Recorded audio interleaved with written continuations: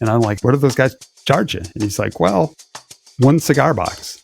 And I'm like, a cigar box? I don't know, whatever it is, you stack hundreds in a cigar box. They'll fit 3 wide up to the top, close the thing, and one of those buys you a NASCAR motor. I need to get to the point in my life where I measure money in volumes. Yeah, that's one U-Haul box of Nazi gold. So he would pump Mercury to wherever he wanted while he was driving to change the handling of the car.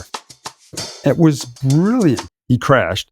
The thing burst open and Mercury leaked out into the turn 1 infield. Yeah.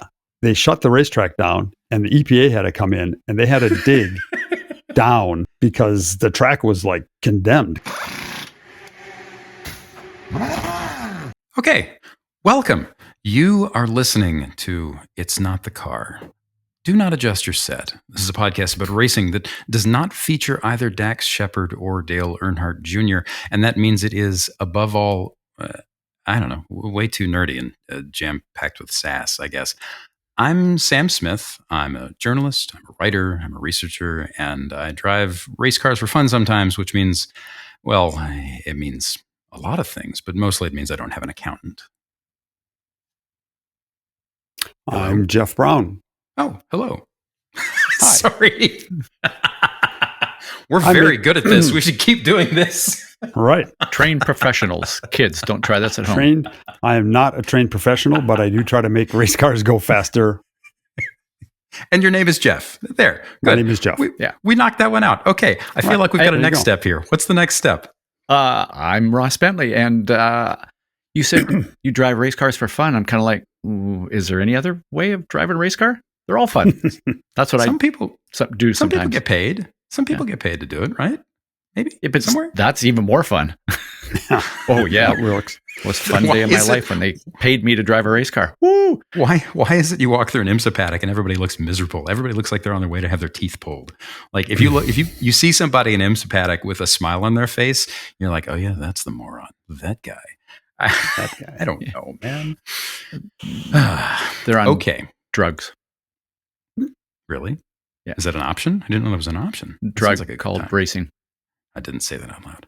Okay, today's show format is something we're bringing back by popular demand. People have actually stopped Ross and Jeff at the track to tell them they've liked it, and that has made us happy. We're talking about racing cheats. The format we're going to use, because again, we change formats on this show like some people change underwear. That interval's different for everybody. The format we're using today is something we call Jeff Shares a Secret. And the last time we talked about cheats, we titled that episode, How Pro Racers Cheat. So this one, I'm going to call How Pro Racers Cheat Part 2, Electric Boogaloo. This has nothing to do with either electricity or boogalooing, I guess. But I've always wanted to say that, and if you can't use your free internet radio show to make dreams real, then what's the point? Jeff? You raised your finger. Why did you raise your finger? No, I was saying part 2. Oh, part 2, like a deuce. Part 2, right. So the last time we talked about cheats, Ross had to be somewhere else for his day job, boo hiss, and it was just me and Jeff, which is rad, but also boo hiss. This time we have Ross. Hi, Ross. Hi. Okay. Hi. Yay. And that's great because Ross is sassy and Canadian and knows a lot of things that most of us do not. He's here. Yes. Hello. So I'm going to kick this off by asking Ross a question. Ross, what is a cheat? A cheat? Oh, the first time you said that, you said racing cheats. I thought you said racing sheets. And I was thinking, I've stayed in some hotels near a racetrack that I think the sheets were used for draining oil or filtering oil or something. Cheats. Okay. Cheats. Cheats to me are, well, I guess, yeah, something that is deliberately done outside of the written rule to gain an advantage over competitors. And it's outside of the written rule. I think to me, that's the definition of a cheat. And yet I think there are things that are, there's a way of thinking that, hey, if you're not cheating, you're not trying hard enough. There's also that gray area in between. If you do something that is outside of the spirit of the rules, but it's not a written rule, is that really cheating? Or is that just doing what you're supposed to do, which is getting an advantage? I'm going to say cheating to me is deliberately doing something that you know is outside of the written rule. Okay. Yeah. And I guess that's the interesting point, right? Because it means that at the bottom, there is not just one way of cheating in motorsport. We talked about this before. And the cool thing about this is Jeff is a professional race engineer. He's won championships and broken hearts across the country. And he's been doing this forever. And the last time he outlined for us the 3 types of racing cheats, which I thought was really cool. And since this is technically, we're going back to the well here, Jeff, I'm going to ask you to do it again because I want to hear it again. Tell me the 3 types of racing cheats. It seems to me that cheating kind of breaks. Excuse me. Cheating kind of breaks down into those three categories. The number one we talked about was blatant, outright cheating.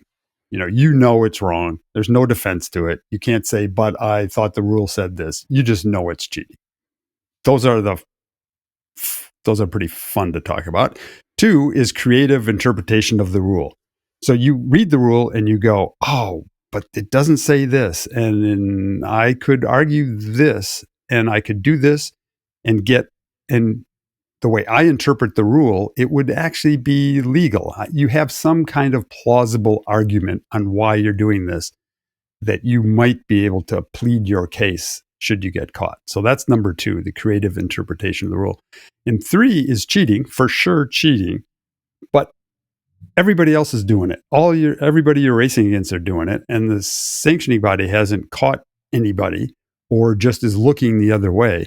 So if everybody's doing it, it's not really cheating, and you have to do it just to keep up. And so those are kind of the 3 tiers in severity. The last one, everybody's doing it. So is it cheating? Probably not. Right. And the common thread with all of those is that the moment the guys who write the rules find out, that goes away. And it goes away either because they start looking for it more specifically within the grounds of the rules they've written, or because they rewrite the rules, or because some combination of all of the above, right? So last time we did this, we pulled 1 cheat from each category. Basically, Jeff reached back into his dank, dark halls of his memory and pulled out a story from each category, told it. We talked about how and why they work.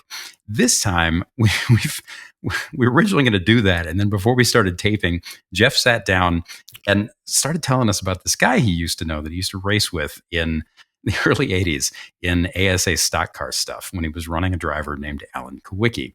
And the guy that he used to race with turned out to be really, really interesting. And I just kept asking questions. And then we realized we should have had the record button hit because we're doofuses, but we didn't. So this time, we're just going to talk about this dude and Jeff's exposure to him. And most of the cheats that he's going to rattle off are going to be in category 1, the blatant cheating, where there's no defense for it. Some of them will fall into category 2 and 3.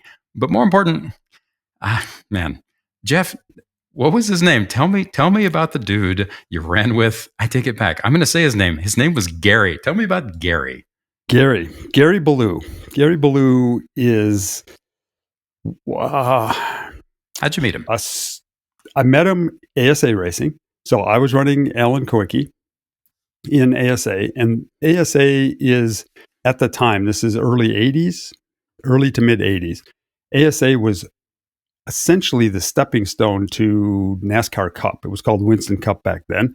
They had the Grand National Series, which is like the Xfinity Series now. But really, the most competitive non-Winston Cup stock car series was ASA, and its southern version was called All Pro. It would be like super late models today. Okay. You had guys like got names that most people have heard of. You had Alan Kowicki was the guy I was running. You had Mark Martin. You had Rusty Wallace. You had, Canadians like Butch, a Southern guy like Butch Lindley. You had Junior Hanley from Canada. You had all these iconic Dick Trickle, who's probably won more short track stock car races than anybody in history. All of these iconic names were running this series. Gary Balo was a dirt track racer from, I I don't know if he was from Florida. Anyway, he was most famous for a car called the Batmobile that ran the Syracuse Mile and just destroyed everybody through his technology. All the things he had done, he just took the rule book and put it right to the edge of braking and built a car that was just way better than anybody else's. So Gary raced in ASA against me and Alan and Rusty Wallace and all these other guys. And that's how we met him. We had a race against him, which was really hard because the guy was super clever. How big were the tracks? What were you running on? Were these like half miles or? We ran on everything from like Michigan, which was a 2-mile track, Okay. all the way down to quarter-mile tracks like, I'm talking quarter mile. Think of Bristol's a half mile, half that size, places like Anderson, Winchester, high banked half mile, super fast tracks where you're, and flat tracks. We ran Milwaukee, the Milwaukee Mile. We ran Atlanta where the Cup cars run, whatever that is, 1.5 miles. So I'm going to show my ignorance here, but all pavement or some dirt stuff on the short All stuff? pavement. No? All Okay, pavement. Yep. Cool. Yep. ASA was all pavement. Super. I mean, we ran stock block engines, 355, small block Chevys, 331s we could run on carburetors, 850 Holleys, and, stick axle rear end, super offset cars, like with lots of left side weight and bodies that kind of look like a Camaro, but were all squished and pointy and, no templates. These things were rockets. I mean, Okay, so we would go to Bristol. For instance, and we would run on a track that took 18 seconds for a NASCAR Cup car. We would run in the 14s. I mean, we were way faster than a Cup car. why were they so much faster? What was it? Lighter, What was it? same power, and Okay. way lighter, and much bigger tires. We could run these giant tires. So So they what- were. The guys They who were were fast. good, why were they good? What was it that made them specifically better than anybody else? What did it take? Some of it was setup stuff. I mean, these guys were. I mean, I'll just name some of those guys. I mean, Kowicki, Mark Martin, Rusty Wallace, Right. Gary Blue, who we're going to talk about. The guys were brilliant setup guys. They could drive, but they knew how to set up a car. They were Alan was actually an engineer. Gary Blue, I don't know how he learned it, but he was a super smart technical guy. Rusty Wallace, the same way, Mark Martin, those guys knew how to set their cars up, and then they could drive them really fast. They knew what they wanted. They knew what a little bit of wedge did. They knew what a little bit of crossweight did. They knew their dampers inside and out. They knew, super smart guys and good drivers. One of the things I love, and especially in this period when the sport was still, way more intelligent than anybody gives it credit for, but also way smarter than I think anybody thinks it is today, right? But the shorter the track, the denser the field. When you take racing like that, you condense it down tiny setup changes, and this is true of any oval, right? But tiny setup changes make a massive difference, and the shorter the lap, the more difference they make. Which means that when you're talking about a 14-second lap, like what kind of a spread would there be over 10 or 20 cars with the first 10 or 20? Oh, man, in lap time, I don't know, but they had a race at the end of the year where ASA, that was kind of a Midwest series for these cars, and All Pro was the Southern series, would come together and we'd race at Nashville every year for they call it the All American 400. So it's kind of like the Super Bowl for this style of racing. And it was a 400 lap race, and there would be, literally everybody was on the lead lap, and it would come down to the last corner, probably 3 or 4 wide coming off the last corner. I mean, it was, and we do pit stops, and this was very intense, and it was a series. Gary Blue was part of this deal where we all raced. There was almost no sponsors. So everybody had to bring their own money. These drivers had to bring their own money. Well, there were no independently wealthy guys doing this. We raced on our prize money. where you could actually race a whole season and compete on the winnings.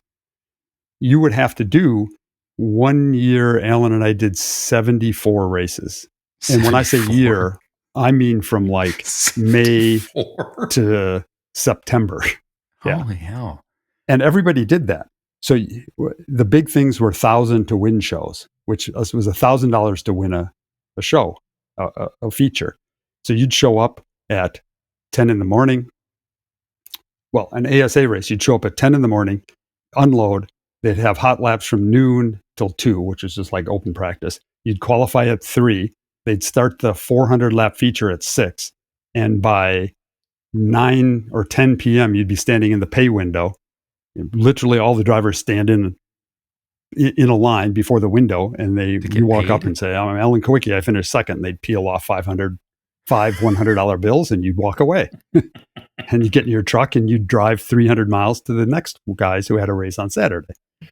Okay, and Jeff, I grew up in the Northwest with super modifieds doing that same kind of thing, where sometimes on a really good week you'd race Thursday night, Friday night, Saturday night, and a Sunday afternoon, and you could be at 4 different tracks.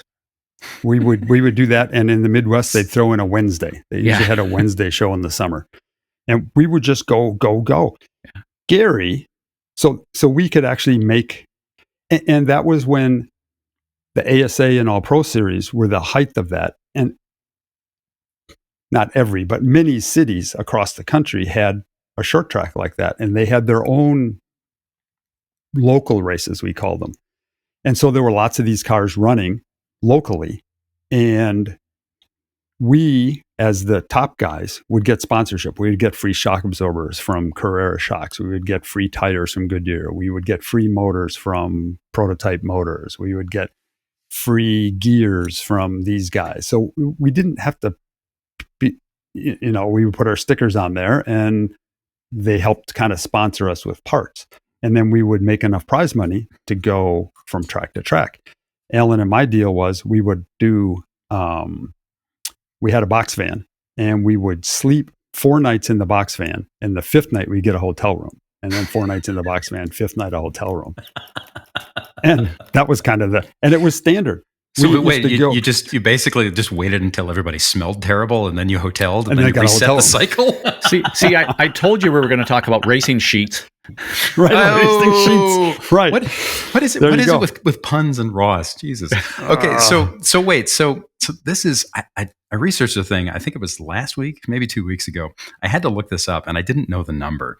But you mentioned short tracks, right? And one of the things that I love about this whole Friday, Saturday night, small town America thing, and I love short track racing, and I really, really like oval stuff. Road racing is near and dear to my heart. It's what I grew up around. It's what I'm steeped in, but ovals are rad, no matter how you slice it. And I got thinking, I was writing a piece for a client, and I got to thinking, I realized I didn't know how many short tracks there were in America. And it seemed like the kind of number you can Google. And it turns out it's not an easily Googleable number. There are directories, and most of the directories kind of sort of up to date. But for the most part, we have an estimate. And that estimate is remarkable. There are believed to be somewhere between 900 and 1,000 short tracks in America. This is speedways of either dirt or pavement under a mile. The only qualifying fact is that it has to be under a mile, right? And most of them are 3/8, half mile, whatever it is. But out of those 900 plus, some 700 of them are dirt.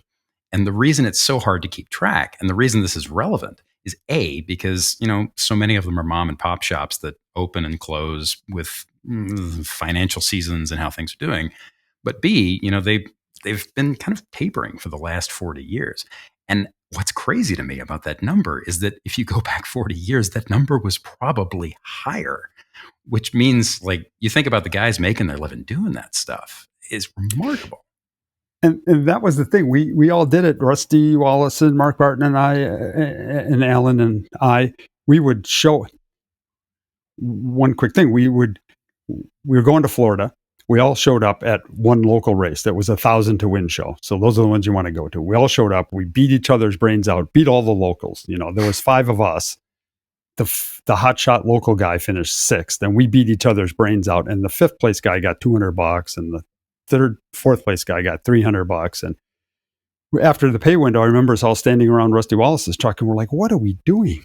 This is, we're racing each other for this is stupid." So we pulled out. It was a magazine, National Speed Sport News, and Chris Economacki's paper, and they listed all the races and where they were and all of that, like the schedule kind of thing. We pulled that paper out, and we were like, "All right, Rusty," we circled Bradenton. Next weekend, you go to Bradenton. Alan and I will go to Hialeah. Dick Trickle will go to Pensacola, and we split the whole thing up so we could each go and win $1,000 every weekend rather than racing against each other and beating each other's brains up. It's like the mob dividing up territory in Chicago in the 30s. You're like, no, you get the north side and I got the Tommy gun, and we're going to go south. So okay, so backing up, so Balo, so he was good and he cheated a lot. What kind of dude was this dude? What kind of a human was he? He's a nice guy? We just talked about the struggle of us trying to do all of this, and then this guy shows up, Gary Balo, and apparently has no money problems. Like, none. Like, he doesn't go to these races. He's not 4 nights in the thing and in the box van and 1 night at the hotel. He's not jet airplanes and all of that, but no money problems. And Gary's got the best stuff. And we're like, wow, this guy is, I wanted to be like Gary. And he runs really good, and the dude could drive. And you got to beat him. If you want to win that weekend, you got to beat Gary. Turns out, didn't take long to figure out, this is the mid 80s, and he's from South Florida. And he's in the drug smuggling business of some sort. We weren't exactly sure how. So he was funding his racing from that business. And I remember one time we're at Michigan. We're going to Michigan. Mine and Alan's truck, we were there. We were unloading our stuff, setting up our pit area. Gary walks in with his briefcase and a girl on either arm. That's typical Gary. That's the way he always came to the track. His truck, his hauler wasn't there yet. And Gary says to me, he has a briefcase. Remember those old Samsonite briefcases? Everybody had one, is Samsonite briefcase with the 3 little wheels to set the combo. Gary walks in. He says, "Hey, Jeff, can I throw my briefcase in your box van for a while until my hauler comes?" And I said, "Sure, throw it up there." So he throws it up there. He walks away. We're unloading and stuff. About 2 hours later, his truck is there, and Gary walks back and says, "I'm going to grab my briefcase." I said, "Sure." So he grabs it, walks out, and he's under our, in our tent area, and I see him trying to open up his briefcase, and it won't open. And he walks over, like there's this panic comes on his face, and he walks over, grabs a screwdriver out of our toolbox, and pries this Samsonite briefcase on, bing, and just cracks the top, and the top flies open.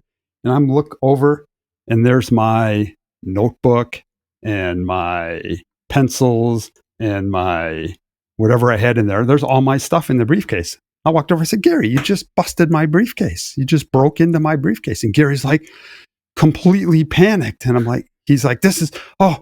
And he runs back to the hauler, grabs another identical briefcase out of the hauler, runs his combination on it, opens it up real quickly, and slams it down. I got a chance to look in there, and it was stacked with $100 bills, like full of $100 bills, and closes it.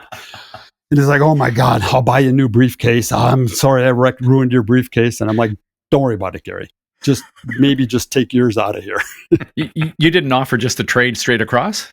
I thought I should just shut up. Yeah. So yeah. Did you know early on that the guy was pulling money from, I don't know, the powder trade or whatever the hell you want to call it, like bales of cocaine? We knew, everybody knew, and it wasn't like a big thing. And so it was kind of cool because Gary's involvement was he had boats that would go out into the Atlantic, meet bigger boats coming from Colombia. And it was marijuana was his thing. And they would offload some portion of the boat onto Gary's boats, marijuana, and then he would haul ass back to Miami with the marijuana and offload it, and then that was it. He wasn't a dealer. He was a transportation specialist, basically. He was sort of like the Amazon Prime Right. of the day. Right. He just delivered it. Yeah. He could. Right. And so when I talked to Gary, I got to know him, and he was a cool guy, and he was a racer. We didn't think of him as anything other than a racer, really good racer. We'd get to talk to him, and he would explain, like they were buying motors for their big offshore boats from Bob Rahilly. Raymock used to build NASCAR motors, and he would buy Raymock motors for his boats. So NASCAR motors for his boats, because you had to outrun. Of course. The Why Coast wouldn't Guard. you? That was the thing. Sure. Yes. Connect the dots. And I think most of his boats had 2 engines, 2 of these NASCAR motors. And anyway, I said, man, he was telling me about them, and they had this carburetor and this thing, and we were all geeking out on the technical side of his boat motors. And I'm like, how much what do those guys charge you? And he's like, well, yeah. He goes, 1 cigar box. And I'm like, a cigar box? And I'm like, what do you mean? He goes, I don't know, whatever it is, you stack hundreds in a cigar box. They'll fit 3 wide up to the top, close the thing, and one of those buys you a NASCAR motor. I'm like, that was the currency. That was the unit of currency were cigar boxes. I need to get to the point in my life where I measure numbers. I measure money in volumes. Yeah, that's 1 U-Haul box of Nazi gold. I just need to measure everything by volume. Right. Okay. So you knew he had money. Would you guess he was the kind of guy to? So we're now almost half an hour into this. We haven't talked about cheats. Would you have guessed he was the kind of guy to rip cheats like that? Yes. Okay. That was his thing.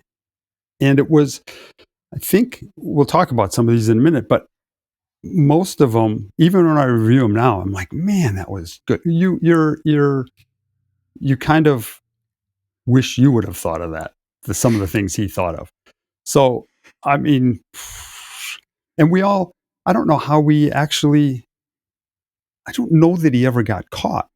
Really? He kind of got caught by us, his competitors, who are like, Gary, come on. Really? So did he stop? Did he stop the stuff when he got caught? Or did he just be like, yeah, you got me, and then keep going?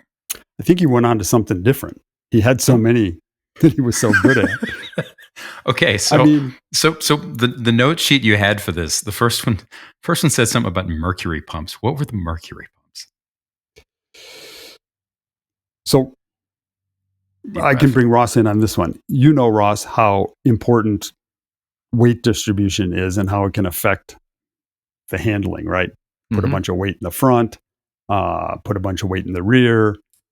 It's a big deal. And Jeff, I was just actually doing a training session for a bunch of drivers this past weekend. And, one of the things I talked about with them is your job as a driver is you're a weight manager. All you do is you manage weight. And exactly. I think that's where you're going here, right? That's where I'm going. Gary had a way to manage weight.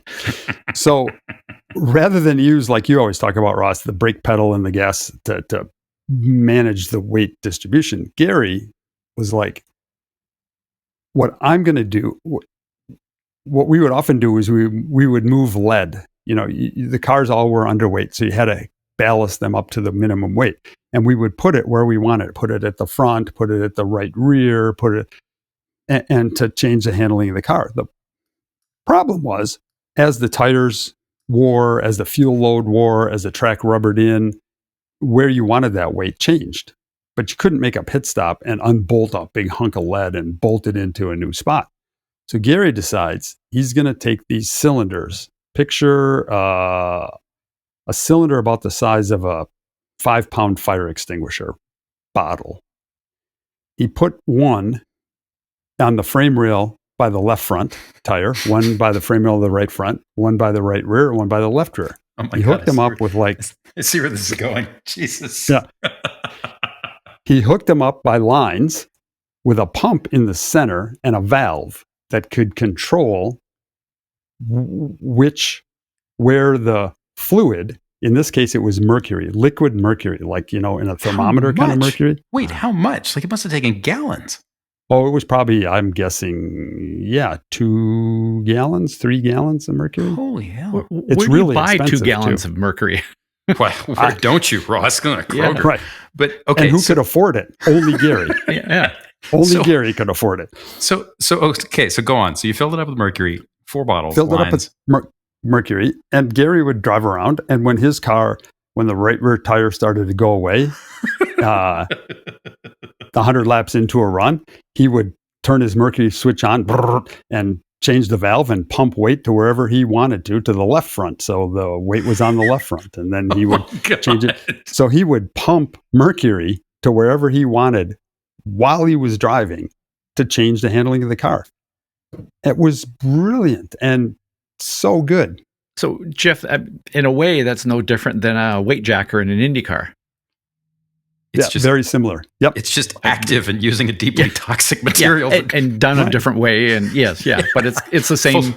When you see an Indy car driver adjusting the weight jacker at the speedway or any other oval, that's kind of what they're doing, right? Similar. You're changing the corner weights. I wonder if they learned that from Gary Balo. Yeah.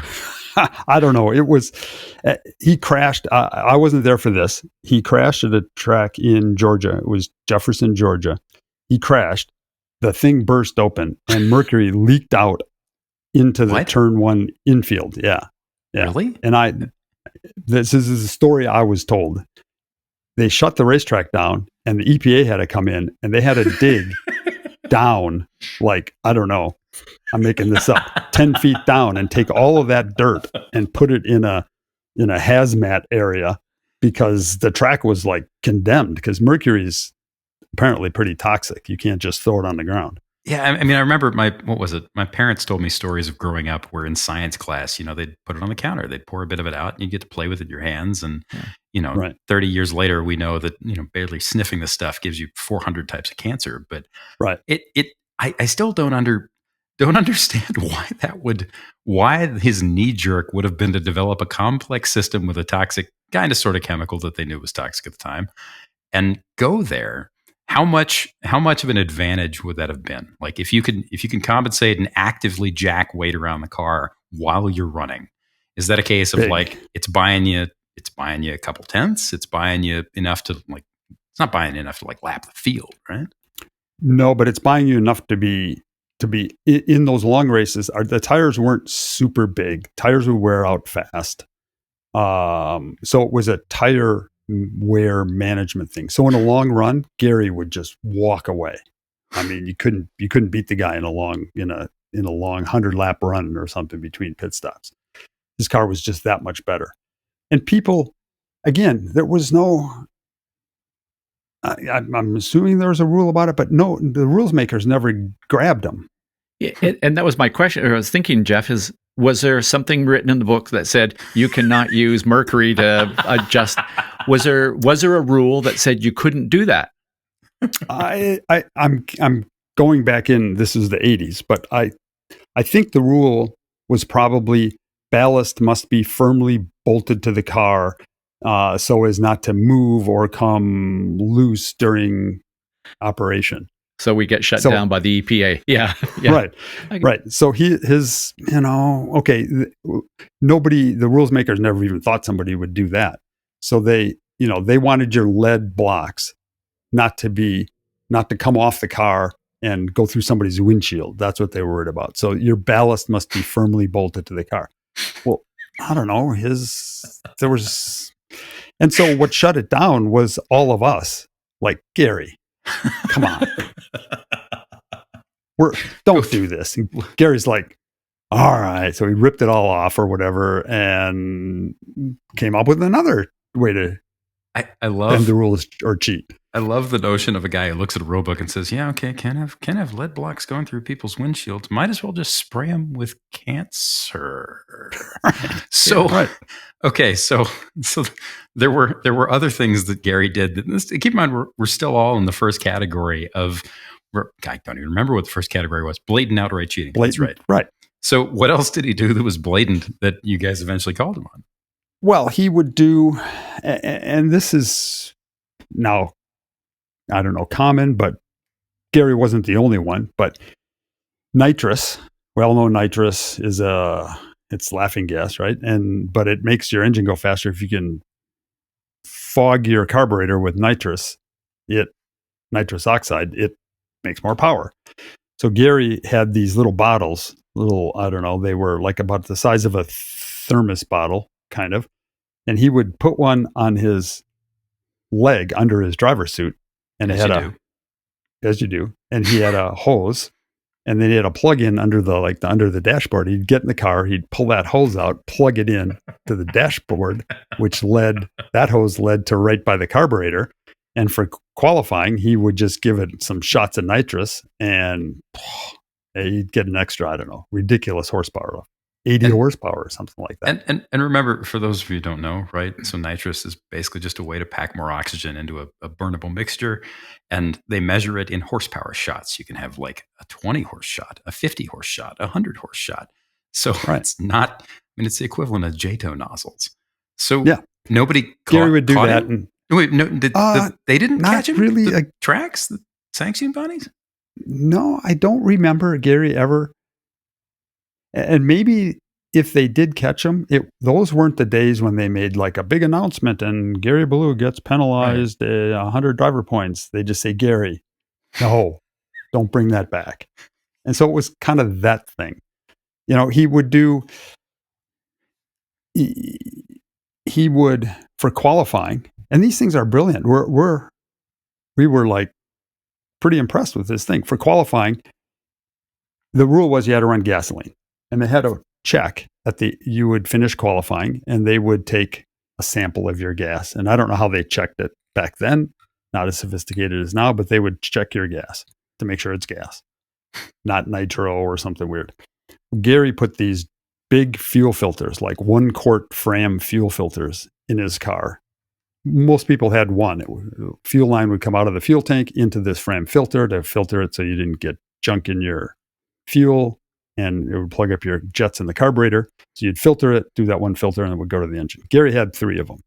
Like, why do you have 3, Gary? I'm really worried about dirt in my fuel. Oh, okay. Turns out, and again, I don't remember how we found this out, but didn't seem to be, none of this was like, oh my God, you got cheating. He would take, before qualifying, he'd take those fuel filters out and he would pack each one, fill them with nitromethane. They'd always push their car to qualifying. They never started and idled it and up there. And okay, go. And he would go. And that first lap, it was always his best lap. And we're like, how does he do that? The tires aren't even warmed up. The second lap was always a little slower. And he'd come and they'd check his fuel and it would be gas. Nobody thought anything of it until someday somebody figured out that he was packing the fuel filters with nitromethane, and he had lots more power on that first lap until it all burned off. Oh my God. See, every single one of these things is so deeply simple. And that's one of the great things about especially NASCAR cheating from this period, is that so much of it is really just like ground level science, where you look at it, you're like, oh yeah, that I understand that. That's Lego. And then it makes a difference. And then maybe somebody catches you and maybe they don't. Why? Ross, I'm really curious. Like, because one of the things Jeff said earlier was that Gary was a decent driver, right? So what's the first thing that goes through your head? And I have a pretty good idea what it is. But what's the first thing that goes through your head when you hear of somebody who's halfway decent doing this stuff? Well, the first thing that goes through my head is, I'm glad I'm a driver.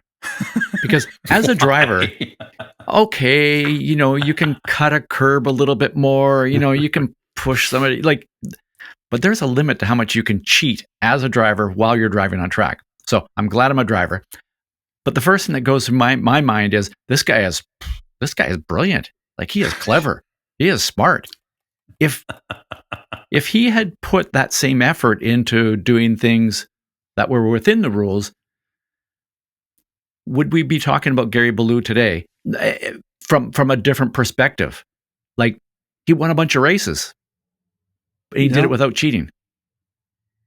Maybe. Okay. What's the psychology behind? I think there's some link between his day job that was cheating. Guy who could have appeared in the background on Miami Vice and right. Yeah.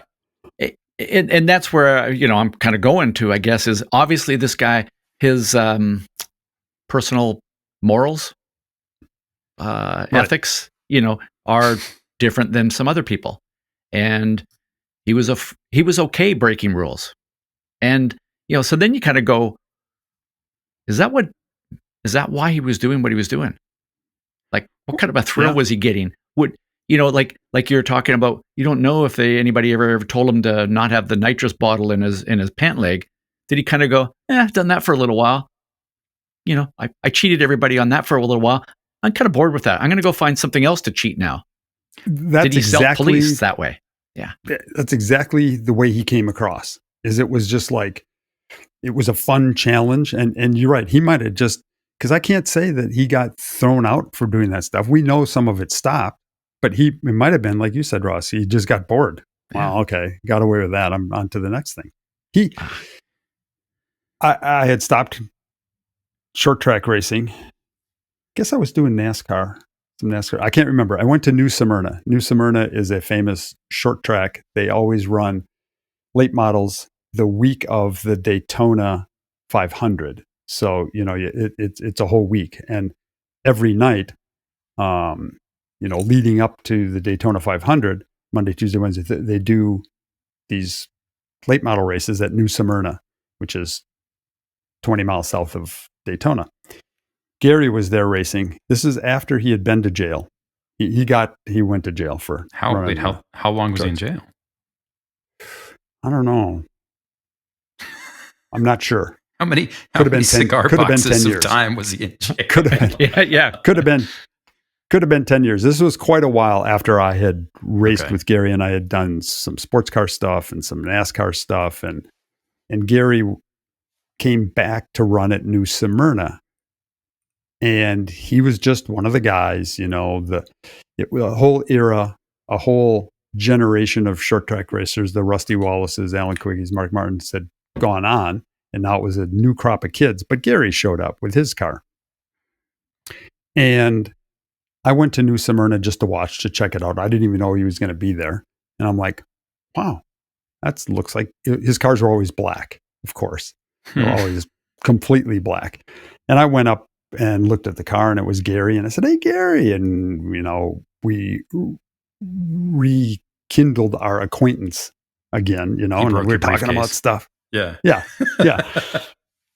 And so he's, how's it going? I was looking at his car. Man, this thing is really cool. His cars were always beautiful, just unbelievably beautiful, well turned out, always as good as anybody's, usually better. And we're talking about stuff, and we were talking about aero stuff. And he goes, hey, you got to check this out. And I'm like, all right, what? And he, so those cars had a radiator in the front of the car, and then they had some ducting that went from the radiator up to the grill, basically where the air came in. And so inside of that box, that radiator box, the air just came in the grill and then expanded and went through the radiator to cool the engine. He's like, check this out. And he takes the lid off of the box, the radiator duct box. And I look in there, and there's a wing in there, like a real wing-shaped wing, like on a rear of a prototype, a real wing, the full width of the box, and taking up most of the area of the box. And connected to it is a cable, like a push-pull cable, that goes back to the cockpit. And he can push and pull this cable to change the angle of the wing in the front of the car. Wait, I'm sorry. What year was this? When was this? You said so early must have 90s? Been, late 90s? Yeah, early 90s. Early 90s. Sorry, late 80s, early 90s? Yeah. Yeah. So he's got this wing in there. What? And I'm like, he puts the lid back on, closes it up. He goes, I said, Gary, you can't, that's not legal. He goes, no, but isn't it cool? Look I got it on this Morris cable that slides real nice. And I got it incremented so I know exactly what 1 degree is. He said, so when the front tires start to go away, I just add a little front wing and get the balance back right. He goes, this thing works awesome. It is amazing. And he was so proud of it.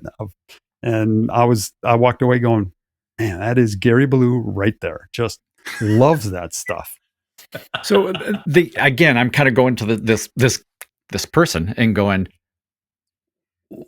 what kind of? I mean, there's the cheating, and then there's the bragging about cheating, Right? Yeah. which is just it's a again, it's got to be for the thrill of it, right? And just so you know, I happened to look over here, and I just read that Balo served a sentence of 45 and a half months in jail for drug trafficking. Okay. So not quite 4 years. So okay. Okay. So, yeah. That there is, it's funny, right? I mean, like, you look throughout history, half the evil things that have happened in history we know because somebody couldn't keep their mouth shut, right? Half the crimes that people get caught on, it's because somebody snitches or talks somewhere because they were proud of what they did. And the notion that, like, I just love that Gary was so down to clown with this stuff that he was like, look, man, look at this. Yeah, it's amazing. Like, screw the racing. I've got a wing in a bucket. I've got a briefcase full of hundreds. Like, he loved he loved new technology stuff like that. This I suppose this was cheating. Well, I mean, his marijuana running thing was cheating. So there were no rules really. But anyway, he took, I don't know, he must have taken 20 minutes to explain to me this new boat that he got. And he said, I got this new boat. It's really cool. And it's the boat for running the marijuana back and forth. But he was explaining how cool it was because, I expected, like, it's got these big engines and these big propellers, or it's got this cool thing. But no, he took 20 minutes explaining to me. He goes, it's just amazing. We got all this new technology and I've designed it myself and stuff like that. And he goes, it has the fastest sink rate of any boat I've ever had. And I'm like, oh, what's sink rate? Like, to go like with an airplane, planes up in the water, or I mean, what's sink rate? He goes, no, like sink, like to the bottom of the ocean sink. And I said, that's a thing? He goes, yeah, that's really important, sink rate, because when the Coast Guard comes after you, you need to sink your boat, be there in your life vest and go, oh, thank you, my boat had distress and thank you for saving me. And then they pull you out of the water and they take you back and you don't get caught. So sink rate. And he said, this one we have like these sliding trap doors, and then they go into these, because if you just open the trap door, you get bubbles caught. So we have this like funnel shaped thing so the water can quickly flow into the boat to sink it fast. And he goes, because you don't want to be sitting there with your hull sticking out of the water when the Coast Guard gets, because they'll hook a anchor on it and they'll grab your boat. You need this thing to sink to the bottom, out of touch of the Coast Guard as fast as possible. And he was explaining all the technology that he had invented to make his boat sink to the ocean floor fast. So again, the outrunning the Coast Guard is no different than outrunning Alan Kowicki and Rusty Wallace, right? Right. The common thread in all this is that the guy's whole approach to rules was, I mean, if I don't understand it or agree with it, it doesn't really exist. And the notion that there are that whole like class of person from about 1975 to, I don't know, the late 80s, the Whittingtons, Randy Lanier, everybody who was associated with racing and made the money through drugs in order to either stay in racing or get in racing in the first place, or they just made a bunch of money in drugs and racing was just like something they did. It was like playing tennis. All of them have this kind of like tilted, cockeyed view of the world where it's like, yeah, I mean, you could do rules playing by stuff, but why? Like, they weren't there to race the cars. They were there because it was something interesting to exercise that part of their brain. And that's... If anybody wants to read more, look for the Batmobile, his Syracuse car, Gary's. That thing, he read the rule book and built a car that was actually, well, I don't know, primarily legal. Yeah. There might have been some illegal stuff, but everybody just kind of looked at that thing and went, oh, geez, that is so smart. I mean, this guy was brilliantly smart. Okay. So it sounds like everything you've listed so far falls in the first category of blatant cheats. But the other two categories, right? Creative interpretation of the rules where you know it's against the spirit, intent, and cheating that everybody does. And you do it just to keep up. Was there anything in category 2 or 3? Like, did he do anything that everybody else did? He had to have, right? Yeah, he actually, I have to say, he actually taught all of us one item in category 3. And So he was 'Cause he also was a so- teacher. He was a You know, teacher, good for right. him, right? Yeah. man of the people. Yeah. Giving Right. back. Yeah. Right. Giving back. They had a rule in short track racing in ASA. It was called the left side weight rule. So you could only, you'd have to go across the scales and you had to meet the minimum weight like you do in most racing series. But they had a maximum percentage of weight that could be on the left wheels because we only turned left. So cars got crazy high left side weight rules. I mean, high left side weight percentages. You'd move all your ballast over there. You would run offset chassis. So the chassis was, people have probably seen super late models that are always pushed to the left. The engine sits way to the left. The driver sits way to the left because it's just faster. Late models, we wanted the same thing, but it had to be a late model. It had to have a body on it. It couldn't be like a super late model. I mean, like a super modified crazy. But you would push everything to the left. And it got out of hand where they became dangerous. They would flip over if you had a turn the wrong way. You could just, the thing would just had no, I mean, we got to the point where we didn't even put a shock or a spring in the right rear. We ran just 3. Wow. Yeah, because it never transferred weight to the right rear. You didn't even need a spring or a shock. So it got crazy. So they made a rule you can only be 58% of your car of the weight can be on the left side. What Gary came up with was, good, we're doing 400 lap race here on this half mile track. We're going to make 4 or 5 pit stops, depending on yellows. You go through the scales at the start of the race and they weigh your car. Perfect. You pass.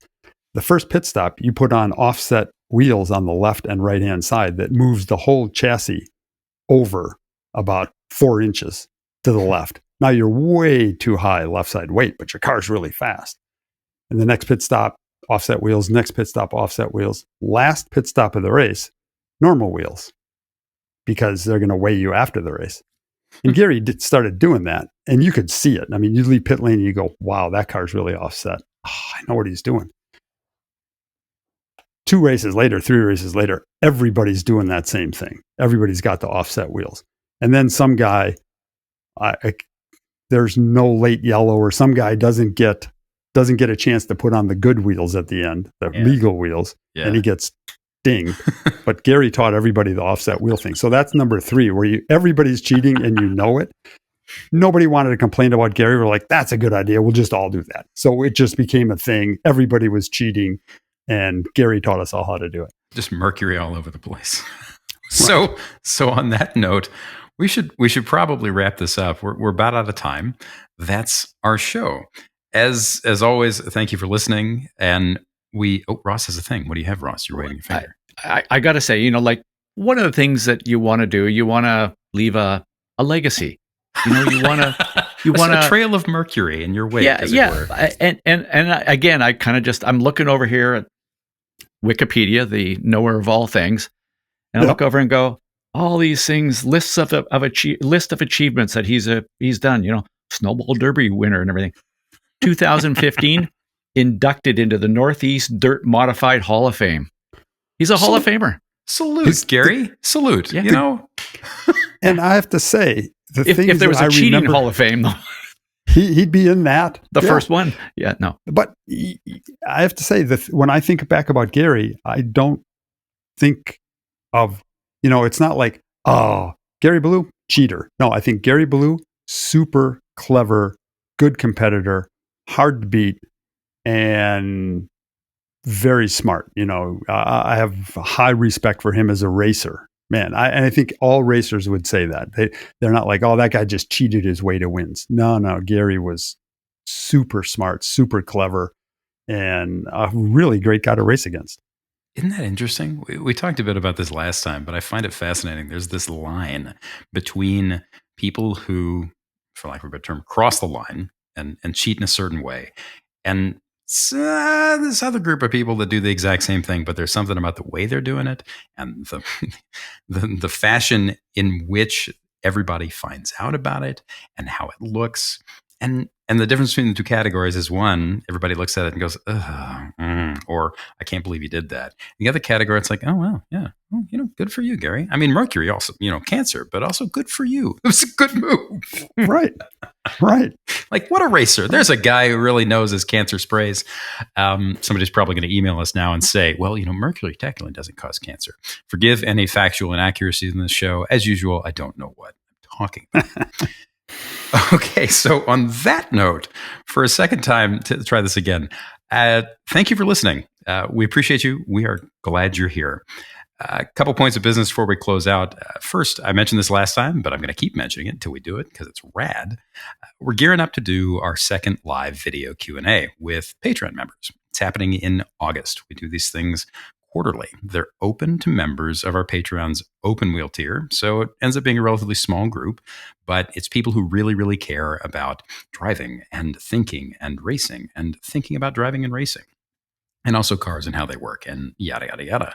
So these things happen in the evening. They're online once every 4 months or so. It's a video chat. We did one in the spring. And the way this works is people show up, ask us pretty much anything. It's fun, laid back. I have a beer open. You can do that too. You don't have to have a beer open, but what doesn't get better with a beer open? We haven't announced the date yet. Keep an eye out. We'll call it out on the show and on our Patreon newsfeed and on social media a few weeks in advance. Tune in next week, in the meantime, when our topic will be, I'm just running out of things to say here. Ross and Jeff, I'm going to leave this to you. What is our topic next week? Racing sheets. We're going to talk about the worst motels that I've stayed in. And I've sort of been one fairly recently. So, yes, we're going to talk about the worst motels ever. How's that? Okay. Bed bugs and you, the Ross Bentley story. How not to get diseases while also having a great time in other places. Travel for fun and that explains why I drive a motorhome all around the country, because I bring my own racing sheets with me. So I don't have to stay in those hotels. Bring your bed with you, the Jeff Braun story. Right. So that means we should probably stop. I'll read us out. This has been fantastic. If you'd like to hear more of us talking about anything from Jeff or Ross's past, email us at intcpod@gmail.com. Drop us a DM on social media. Yell at us in the street. It happens. We listen sometimes. Most of the time, I'm half deaf anyway from years of music and cars. Otherwise, I'll read us out. Guys, anything else? Nope. Okay. This is the prepared script we read at the end of every show. If you don't like it, you probably haven't gotten here because you've paused the show and turned it off. But It's Not the Car is produced by us. Mike Perlman is our executive producer. We like him very much. He has cute hair. I'm the show's creator. Some people find me annoying, and those people are wrong. For more on bonus content, perks, and future live events, you can subscribe to our free news feed at patreon.com/notthecar. That option is at the little 3 dots on the upper right side of the screen on our Patreon page. If you'd like this episode and you'd like to support what we do here, check out that same Patreon link and click Patreon lick. Never lick Patreons. They're full of diseases. Check out that same Patreon link and click Become a Member. If you're enjoying the show, please share it with anyone you think might enjoy it, especially if they're attractive and smart. All of our listeners are very attractive and smart, especially the ones who are listening right now and who have thus made it to the very end of this episode. Retention rates are a very important part of media data. We love you more than you know. When you share the show, it makes a huge difference, and it really does help us keep It's Not the Car on the air. As always, thank you for listening. Keep on cheating. Two approaches, neither one is wrong.